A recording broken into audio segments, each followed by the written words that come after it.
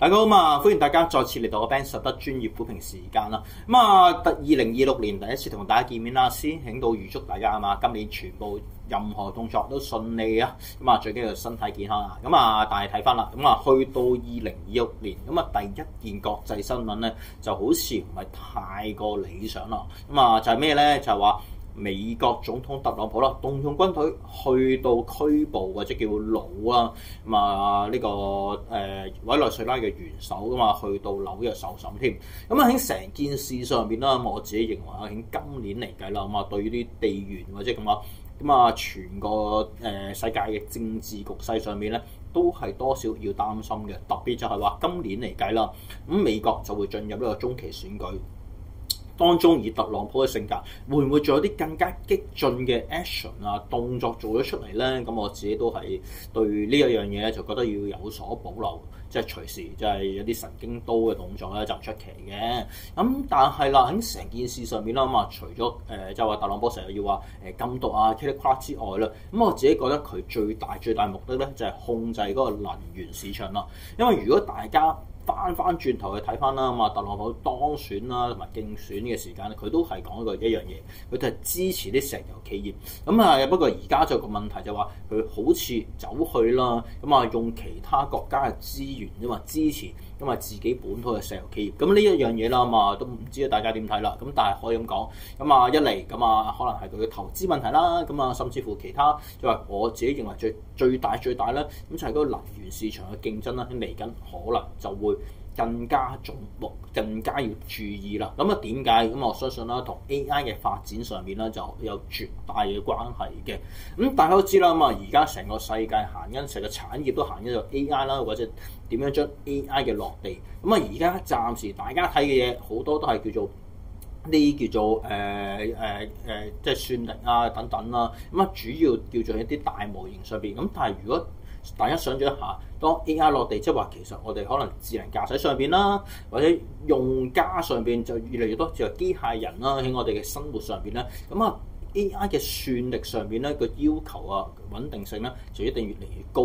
除咗為啲設備上面、程式上面要夠勁之外啦，另一個問題我相信大家都越嚟越提啦，就係電力股啦，就係電力嘅問題啦。所以啦，我今次都同大家話，要做一個穩中求勝嘅部署上邊咧，可以先揀一啲中資電力股。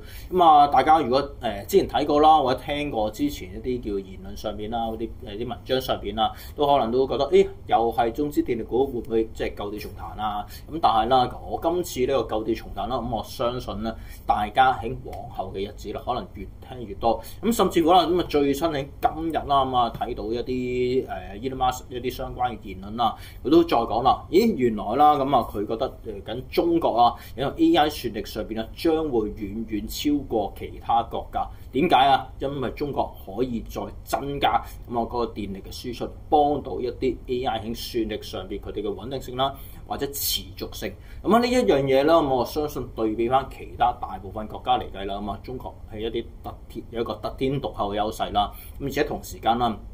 中國現階段一啲中資嘅電力股啦，喺現階段咧，佢哋嘅估值或者叫做佢哋嗰個叫做收益率、派息嘅收益率咧，絕對係理想。甚至乎從上年一啲數據上面都見到，其實成個中資電力或者相關嘅企業，佢哋嗰個利潤都係唔錯喎。睇翻啦，規模以上咧，工業利潤率上邊啦，叫電啦同埋熱嘅生產供應呢方面咧，喺首11個月，即係2025年1至11月啦。對比翻2024年同期咧，佢哋個利潤係增長咗11.8%。其實咧，如果再睇翻啦，一啲中資電力股啦，喺首3季佢哋業績咧，賺錢個數字都係唔細嘅。變相啦，有啲中資電力股喺現階段其實未係點樣當炒嘅時間，亦都有個理想嘅收益率啦、派息比嘅時間啦，我自己覺得咧都係可以再度考慮繼續擺落自己嘅 portfolio 上邊啦，作為一個中長線一個叫做穩定性嘅基礎嘅。但係啦，可能有啲啲朋友咧都會問一樣嘢啦，喂，咁你香港本土嘅電力股佢哋嗰個叫做穩定性都好高，點解要揾中資電力股為主啊？我可以同大家做簡單嘅比較啦。原來睇翻啦，中資同埋香港嘅電力股上面咧，佢哋嗰個叫做 P/E 值上面啦，普遍嚟嘅中資電力股係較低少少嘅。咁啊抵啲啲。咁啊二嚟啦，咁啊喺個派息比上邊喺現價嚟計啦，咁啊亦都係相對嚟講高啲喎。咁最緊要咩咧？咁原來香港本土一啲電力股上邊，佢哋嗰個派息比率咧，都已經用到幾盡嘅啦。咁但係相對嚟講，中資電力股上邊啦，咁啊佢哋嘅派息比啦，咁啊有機會再向上調。咁變相啦，咁啊潛在能力啦，同埋或者佢哋嗰叫做客源上面較多嘅情況底下啦，咁我相信中資電力股可以考慮嘅，咁啊機會係會較大。咁啊變相啦，咁啊今個禮拜就係可以睇睇啦，咁啊先做一個要穩定嘅，咁啊亦都係扶持到長少少嘅基礎啦，再考慮其他板塊啦。咁啊今個禮拜就咁多，咁下個星期再揾到啲新嘅，再同大家見面，拜拜。